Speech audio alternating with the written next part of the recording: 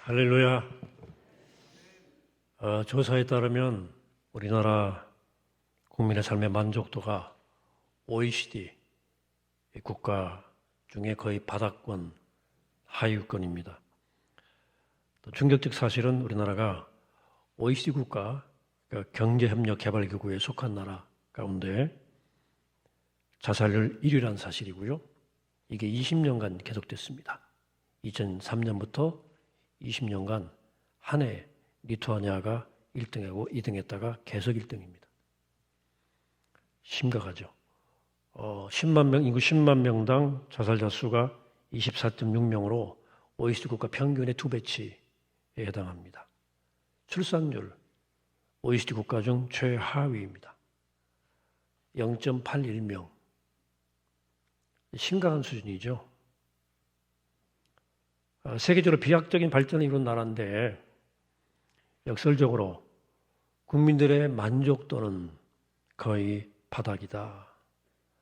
제가 칼럼에 썼죠. 우리나라의 국민 총생산량이 아프리카 42국가를 다 합친 것보다도 2배 가까이 많습니다. 이런 놀라운 세계가 부러워하는 발전을 이루고도 우리 국민들 마음에는 왜 이렇게 불만이 가득할까? 우리가 왜 이렇게 감사하는데 인색할까 하는 거죠. 심리학자들은 그 이유 중 하나로 우리나라의 팽배한 1등병, 인류병을 꼽습니다. 지기 싫어하고 어느 분야가 1등이 아니면 알아주지 않는 풍토 말입니다. 공부도 1등, 운동도 1등을 주목하죠. 물론 많이 나아지긴 했지만 올림픽도 역시 금메달리스트를 더 오래 기억하지 않겠습니까? 여전히. 그래서 한국 사회에서는 1등하고 앞서가고 스타가 되어야 사람들이 인정을 받고 그렇지 않으면 실패한 인생 루저 취급을 받습니다. 무서운 현상이죠. 사실은 병이에요. 이 문제는 수많은 사람들 가운데 1등은 단 한 명밖에 없다는 것입니다. 그러니까 그 수많은 사람 가운데 1등을 제외한 다 나머지는 실패자로 스스로 취급하고 사는 거죠. 남도 그렇고. 그래서 마음속에 불만과 원망이 늘 가득 차 있어요. 세계 음주 소비량이 우리나라가 또 가장 높거든요. 이것과 무관하지 않습니다. 불행한 사실이 아닐 수 없어요. 물론 우리 현실에 문제가 많죠. 정치도 경제도 문제가 많습니다. 그러나 저는 우리를 객관화시켜 보면 우리의 문제에 비해서 우리 사회가 분노 지수가 너무나 높다는 거예요. 이 누군가를 향한 원망, 세상을 향한 분노가 너무 커요. 정신적 질병 같은 현상, 우리 사회의 문제라고 저는 생각을 해요. 자, 어떻게 하면 이 문제가 치유될 수 있을까 하는 거죠. 결국은 자존감이 높아져야 되는 거죠. 이 모든 분노와 원망은 충분히 인정받지 못한 데서부터 비롯된 거예요. 1등만 존중하는 분위기, 성공한 사람만 존중받는 분위기이니까 오죽하겠어요? 그래서 내가 얼마나 소중한 존재인지, 내가 얼마나 가치 있는 존재인지를 깨달아야만 합니다. 내 존재를 인정받아야 돼요. 근데 그 인정 가운데 가장 중요한 인정은 하나님의 인정이에요. 하나님께 인정받으면 되지 않겠나요? 예수님처럼 이는 내 사랑하는 아들이요 내 기뻐하는 자라. 하늘의 음성을 들으신 거죠. 높은 자존감이 생긴 거죠. 하나님의 인정이죠.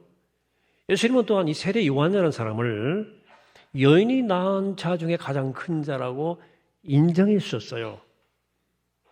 인정 왕창 받은 거죠. 그런데 놀라운 것은 세례 요한의 삶에는 세상적으로 인정받을 만한 기준이 하나도 없었다는 거예요. 그런 빈들에서 옷 한 벌로 메뚜기와 석청으로 최소한의 양식으로 살아가는 야인, 들의 사람이었습니다. 그러나 주님은 그를 여인이 낳은 자 중에 가장 큰 자라 인정해 주셨어요.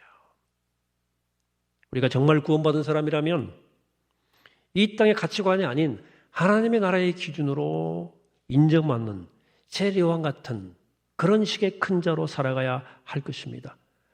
어떻게 그렇게 큰 사람 될 수 있을까 하는 거죠. 오늘 본문은 이것을 우리에게 가르쳐 주고 있습니다. 먼저 하나님은 하나님 나라의 기준에서 하나님 나라에서 큰 자가 되려면 하나님이 주신 것을 모두 다 감사하게 받아야 한다고 말씀하십니다.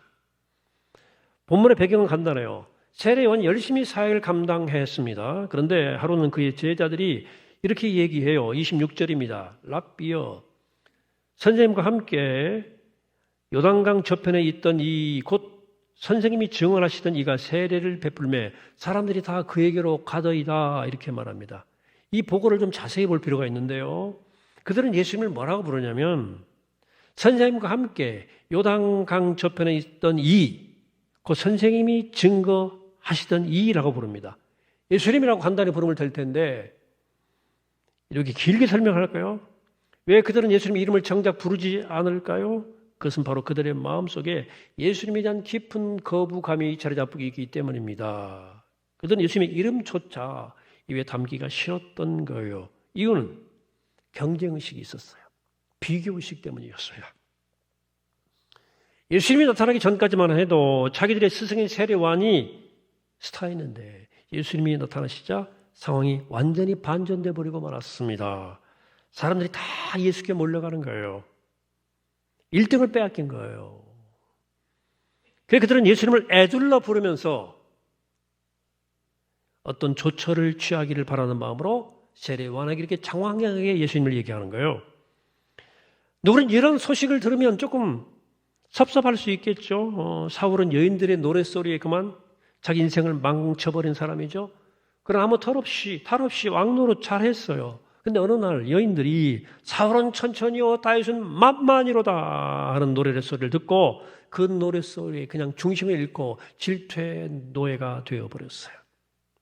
그래서 사울은 자신의 남은 삶을 다윗을 죽이려고 하는데 바치고 그는 결국 멸망하고 말았습니다. 이런 경쟁식과 질투 이렇게 무서운 거예요. 누군가와 나를 비교하는 것 자체가 인생의 함정입니다. 감정에 빠지면 헤어나지 못해.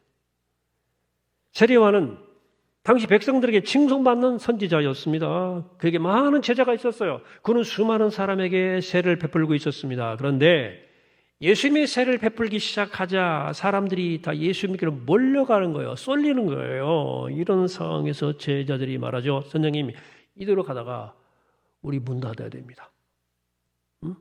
뭔가 조처를 취하셔야죠. 이런 뉘앙스예요. 이런 말이죠. 그러니까 세례요한이 전혀 놀랍게도 전혀 흔들리지 않습니다. 어떻게 반응합니까? 27절이에요.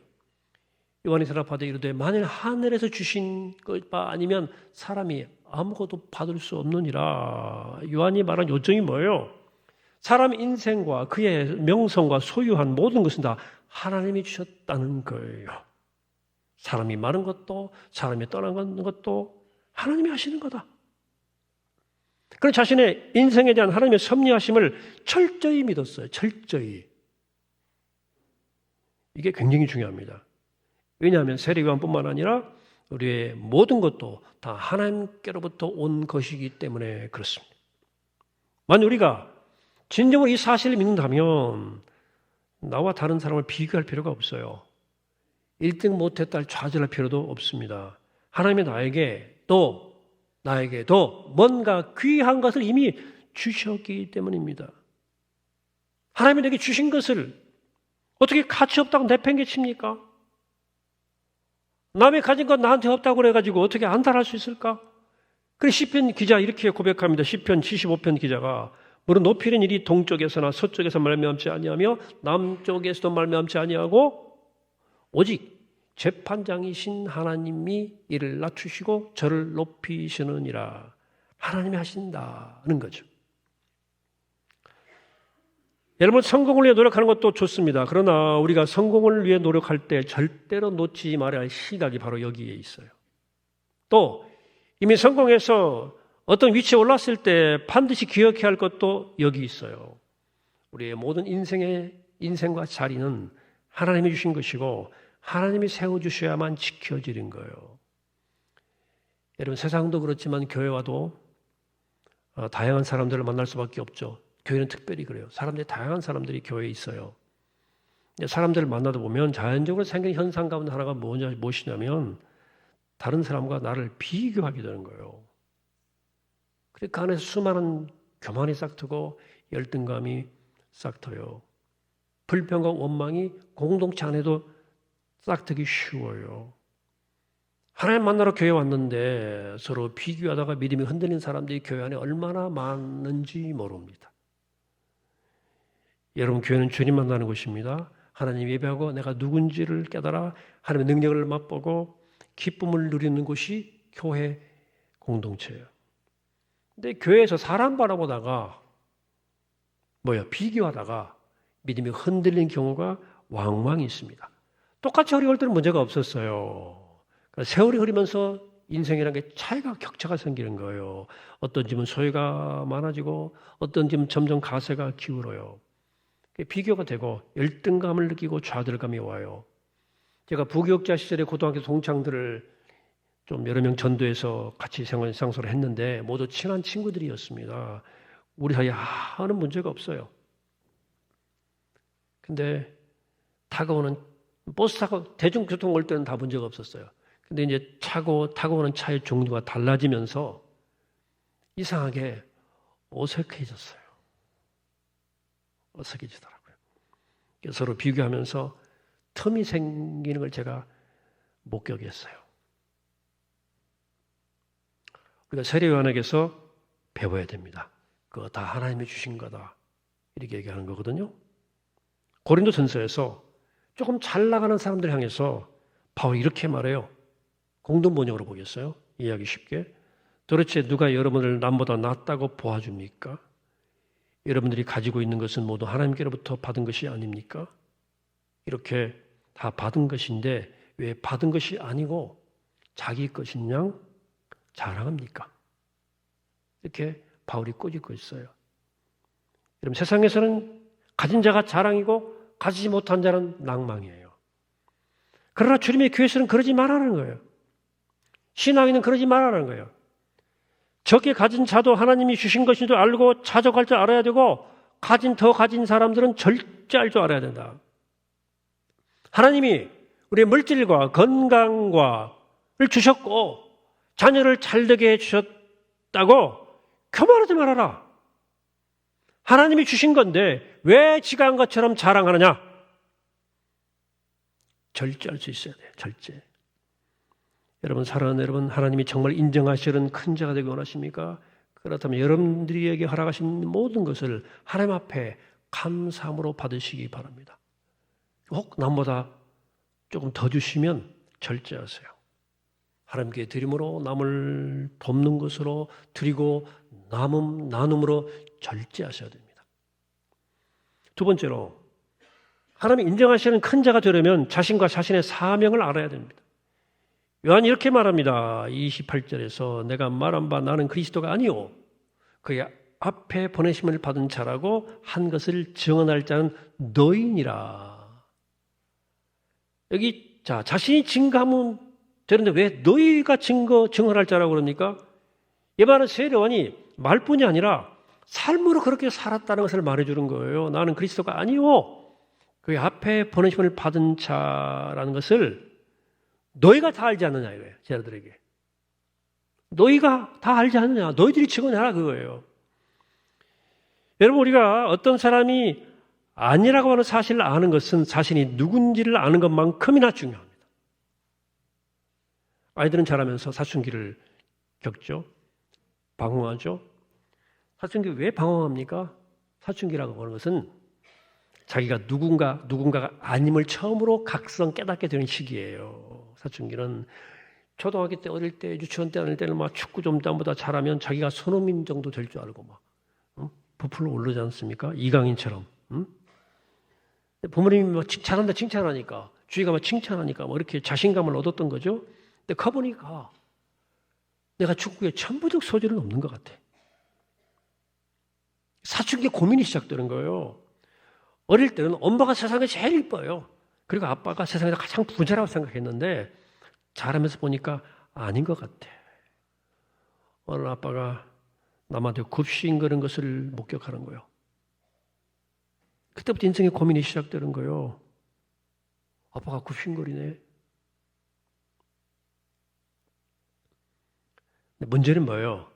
이 청스러운 시기에 거쳐야 할 과정을 평생 붙잡는 사람들이 있다는 거예요. 내가 무엇이 아님을 끝내 인정 못한다는 거예요. 인생이 괴로운 거지, 평생. 여러분, 그럴 정도가 다양하지 않겠습니까? 양푼도 있고 종지도 있죠. 주인 입장에서 한번 생각해 보세요. 집안 그릇이 다 양푼이다. 어떤 일이 벌어질까요? 간장 양푼에 찍어 먹어야 돼요.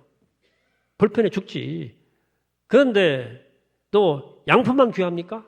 큰 그릇만? 종지가 얼마나 귀해요, 그때는. 하나님은 절대로 큰 그릇 찾는 분이 아닙니다. 깨끗한 그릇을 찾으십니다. 얼마나 잘생겼는가, 얼마나 많이 가졌는가, 얼마나 재능이 많은가, 하나님께는 중요하지 않습니다. 하나님은 깨끗한 그릇을 찾으세요.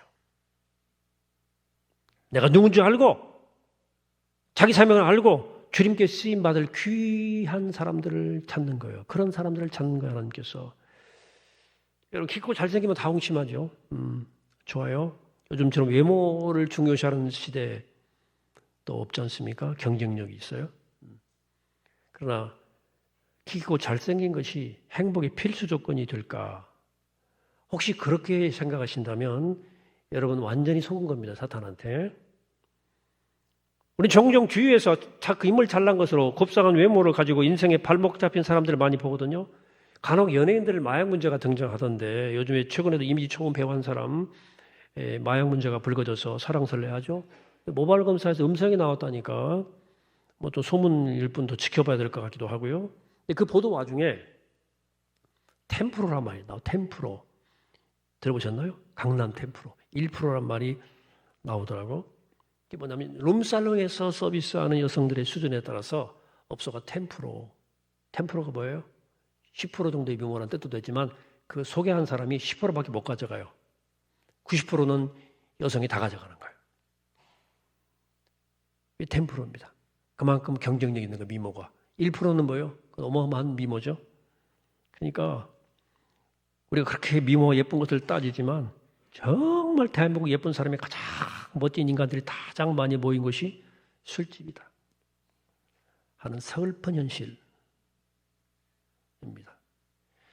여러분, 그래 돈 많고 지위가 높고 잘생기고 예쁜 거 우리의 행복과 거의 상관이 없다. 자, 그런 조건이 행복을 결정짓는다면 왜 그 부자나 인기 스타들이 스스로 목숨을 놓겠어요? 여러분, 많은 소유와 높은 자리가 행복의 필수 조건은 아닙니다. 절대 속지 마세요. 여러분, 행복하려면 반드시 성공해야 됩니까? 꼭 1등 해야 됩니까? 행복하려면? 아니에요. 때로 그 성공은 우리에게 종종 행복보다는 리스크예요. 위험을 주는 거예요. 거의 교만해지거든. 여러분, 신앙에서는 특별히 그렇습니다. 그래서 유명한 신학자면서 설교한 헬무트 틸리키라는 독일 사람인데 이 사람이 스펄전을 그 책을 통해 만나면서 큰 은혜를 받고 그가 쓴 책에서 이 스펄전의 말을 그대로 인용해요. 저도 인용한 것만 봤는데 이렇게 인용합니다.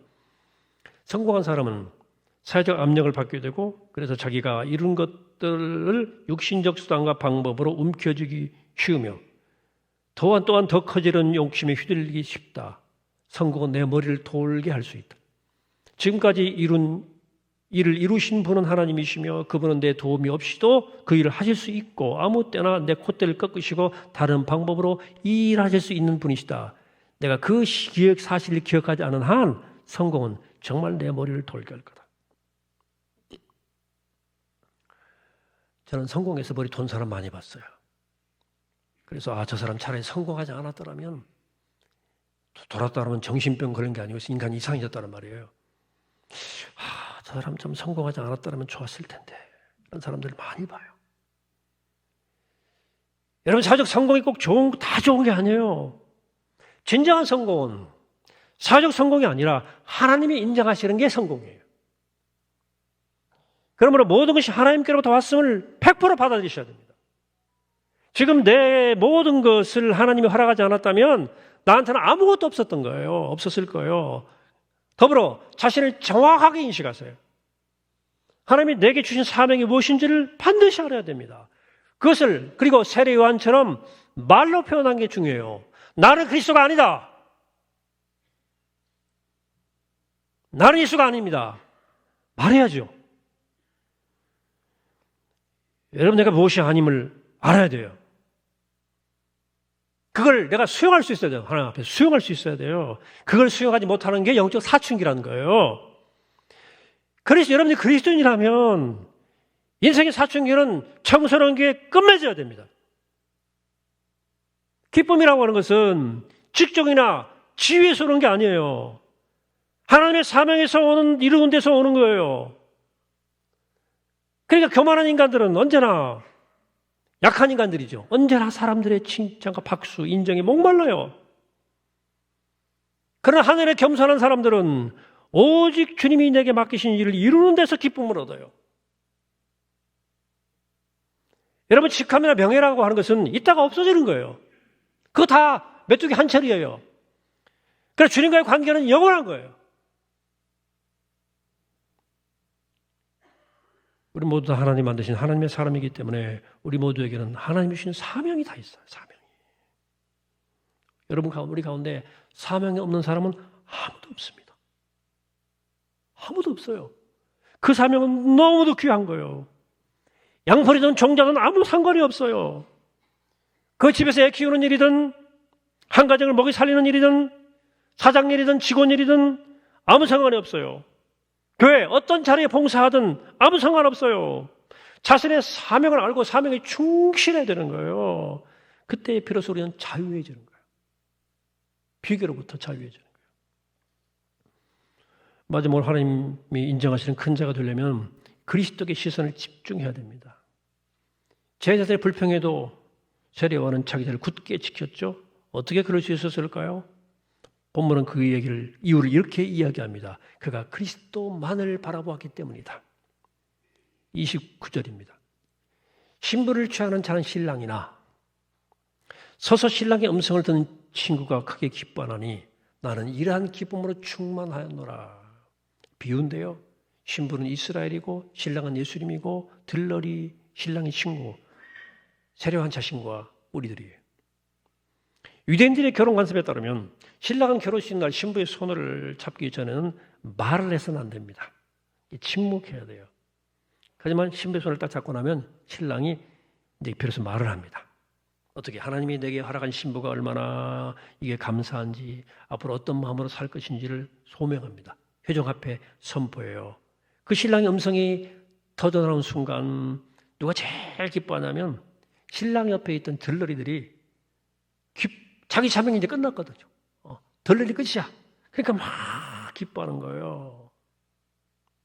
이런 기쁨이다. 세례요한은 자신이 누군지를 알았을 뿐만 아니라 예수님이 누구신지를 분명히 알았어요.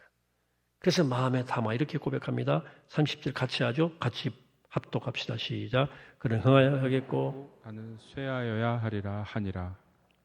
이 말씀 잘 우리가 이해해야 되는데요. 이건 자기 인생을 그리스도가 내 인생의 모든 것임을 고백하는 자들만이 가능한 고백입니다. 그러나 이 말씀에 대한 교회 안에 서글픈 착각과 오해가 있어요. 그것은 겸손에 대한 잘못된 생각. 그는 흥하고 나는 쇠해야 된다 그러니까. 많은 사람이 겸손을 자신이 못난 것이라고 생각을 해요. 나는 못났다 여기는 것이라 생각하는데 착각입니다. 절대 성경적이지 않습니다. 본문은 절대 그런 뜻이 아닙니다. 지금 요한은 자신이 그리스도를 높이는 데서 기쁨을 얻었다고 말하는 게 핵심이에요. 나를 비하하는 게 아니라 그리스도를 높이는 게 중요한 거예요. 그래서 F.B. 마이어라고 하는 설교가는 이렇게 말했어요. 쇠가는 자의 유일한 희망은 흥하시는 그리스도라. 사람은 나이 들면 다 쇠해갑니다. 그 쇠해가는 우리의 희망이 뭐예요? 영생을 주시고 장차 우리 몸을 부활하게 하실 우리 주 예수 그리스도, 흥하신 그리스도가 우리의 희망이 되는 거예요. 희망이 되어야 되고. 그래 바울은 이렇게 고백하죠. 내가 그리스도와 함께 갈라디 2장 20절 십자가에 못 박혔나니 그런지 이제는 내가 사는 것이 아니오 내 안에 그리스도가 있어서 사시는 것이라. 이제 내가 육체 가운데 사는 것은 나를 사랑하시사 나를 위하여 자기를 버리신 하나님의 아들 믿는 믿음 안에 사는 것이라. 여러분 실제로 겸손한 거 말고 겸손한 척 하려고 하다 보면 겸손한 척 하는 거하고 겸손은 달라요. 겸손한 척 하게 되면 신경을 그리스도가 아닌 나에게 집중하는 겁니다. 그 에고이스트예요. 겸손한 척 하는 것은. 겸손하려고 하지 마. 겸손하려고 일부러 할 필요가 없어요. 자기를 낮추는 거 막 척. 여러분, 그거 교회 안에 그런 사람 많을 수 있습니다. 그러나 겸손하다는 칭찬을 얻으려고 어떻게 행동을 뭐 하긴 하지만 그 마음은 진짜 교만하게 짝이 없는 경우가 정말로 많고요. 겸손한 척은 하지만 정말로 바늘도 안 들어가는 고집으로 가득 찬 사람도 많고요. 여러분, 겸손은 그런 게 아니에요. 겸손은 그리스도를 높이는 것만이 겸손이에요. 겸손은 나를 비하하거나 낮추는 게 아니고 그리스도를 높여드리는 것. 그리스도를 높이다 보니까 나를 잊어버리는 거예요. 내가 사라져버리는 거예요. 이게 겸손이요. 끝으로 35절입니다. 아버지께서 아들을 사랑하사 만물을 다 그의 손에 주셨으니 아들을 믿는 자에게는 영생이 있고 아들에게 소중하지 아니하는 자는 영생을 보지 못하고 도리어 하나님의 진노가 그 위에 머물러 있느니라. 예수님이 우리의 죽음과 생명, 복과 저주를 결정한다는 것을 오늘 3장 마지막 절에 말씀하고 있거든요. 인간을 머물리고 이 땅에 찾아오신 창조주 성자 하나님, 예수 그리스도에 의해 우리의 인생이 결정된다는 거예요. 우리가 그 사실을 정말로 믿으면 어떻게 해야 될까요? 그리스도께 모든 걸 집중해야 돼요. 나한테 말고. 그래, 나를 통해 그리스도가 영광을 받으시고 그분의 능력이 드러나는지를 계속 확인해 가야 돼요. 거기 나는 중요하지 않습니다. 그리스도께 집중해야 돼요. 이게 세례원이 된 거예요. 그래서 예수님이 바로 여인에게 난 자 중에 가장 세례원이 크다고 말씀하신 이유가 여기 있는 거예요.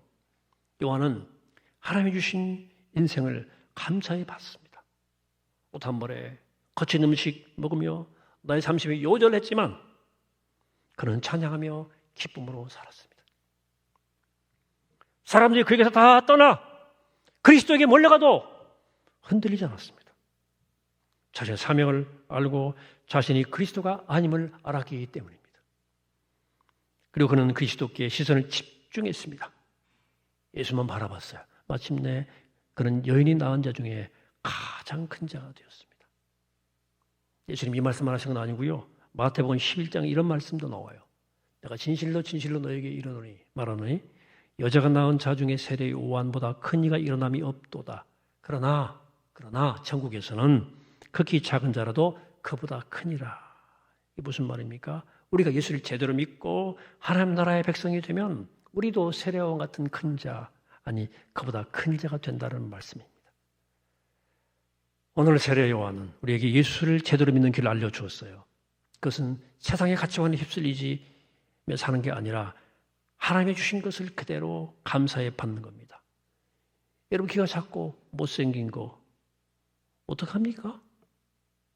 돈이 없는 것 어떻게 하나요? 요한을 보세요. 그냥 작든 많든 감사해 받으세요. 요한이 그랬어요. 내 인생이 양푼이 아니라 종지라도 좋잖아요. 인정하세요. 근데 예수를 제대로 믿으면 이게 되는 거예요. 이게 놀라운 일입니다. 그래, 믿음은 우리에게 세상을 초월할 능력을 줘요. 불신앙은 세상에 집착해야 합니다. 어태치먼트라고 그래요. 영어로. 믿음은 세상을 리체치먼트, 초월하게 만들어버려요. 믿음은 우리에게 모든 비교를 뛰어넘는 말할 수 없는 자존감을 우리에게 부여해 주기 때문입니다.